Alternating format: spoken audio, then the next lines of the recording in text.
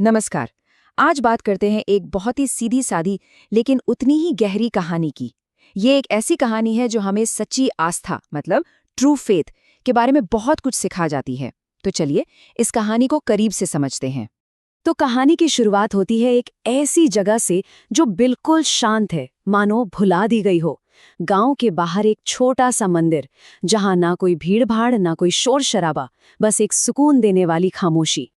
और इसी खामोशी के बीच हमें मिलते हैं इस कहानी के हीरो हरिदास, एक अकेले बूढ़े पुजारी जिनकी पूरी की पूरी दुनिया बस इसी मंदिर के चारों ओर सिमटी हुई थी। तो सबसे पहले ये समझते हैं कि हरिदास कौन थे और उनकी भक्ति का तरीका इतना अलग, इतना अनोखा क्यों था। सच कहूं तो यही इस कहानी की आत्मा है। हरिदास का हर दिन समझिए एक जैसा ही गुजरता था।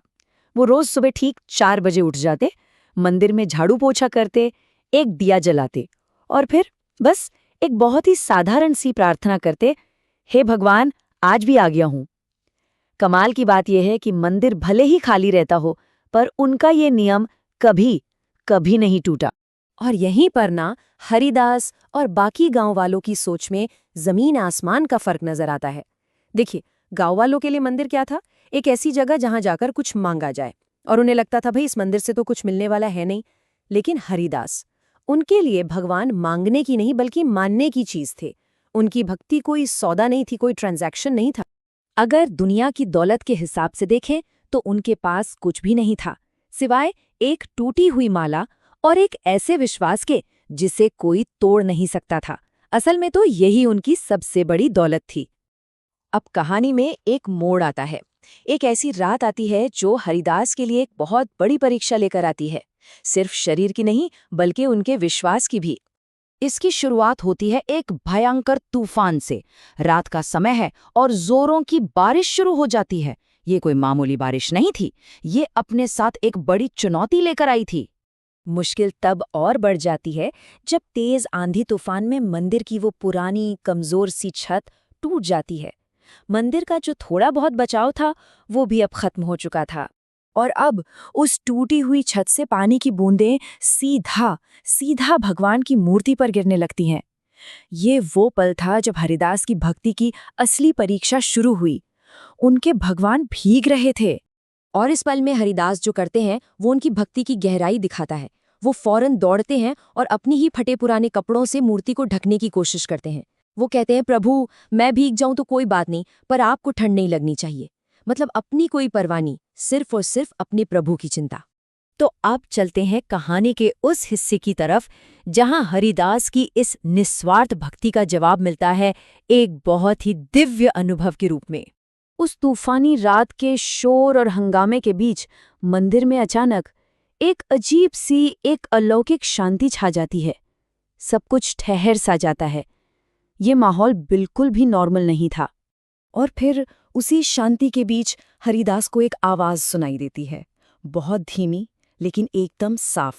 और ये शब्द समझिए कहानी का वो पल है जहां रोंगटे खड़े हो जाते हैं। हरिदास को पहली बार ये एहसास होता है कि उनकी खामोश पुकार, उनकी भक्ति सुन ली गई है। तो उस चमत्कारी रात के बाद अगली सुबह क्या हुआ? चलिए देखते हैं कि सुबह का नजारा कैसा था।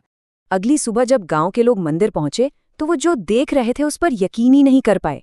मंदिर की टूटी हुई छत अब ठीक हो चुकी थी, मूर्ति एकदम सूखी थी, और तो और पूरा का पूरा मंदिर फूलों की एक मीठी सी खुशबू से महक रहा था। ये रात के मंजर से एकदम उल्टा था। और हरिदास, अरे वो तो बिल्कुल शांत थे, कोई हैरानी नहीं। वो तो बस हमेशा की तरह चेहरे पर एक हल्की सी मुस्कान लिए दिया जला रहे थे। उनके चेहरे पर एक अजीब सा सुकून और आनंद था। जब हैरान परेशान गांव वालों ने उनसे पूछा कि ये सब क्या हुआ, तो हरिदास का जवाब बहुत ही सरल लेकिन बहुत गहरा था। उन्होंने कहा, भगवान को बुलाने के लिए बड़े बड़े मंत्रों और शब्दों की जरूरत नहीं होती, बस सच्ची भक्ति चाहिए। तो आखिर में ये पूरी कहानी हमें सिखाती क्या है? भक्ति का असली मतलब क्या है? आइए इस कहानी के सबसे बड़े सबक को समझने की कोशिश करते हैं। हरिदास की कहानी से सच्ची भक्ति की 3 सबसे जरूरी बातें पता चलती हैं। पहली, भक्ति दिखावे की चीज नहीं है।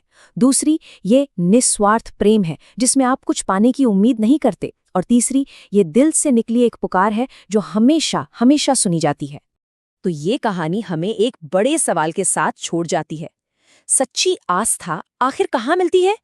क्या वो बड़े बड़े मंदिरों और जोर जोर से की जाने वाली प्रार्थनाओं में है, या फिर हरिदास जैसी खामोश निस्वार्थ सेवा में? इस पर सोचना जरूरी है।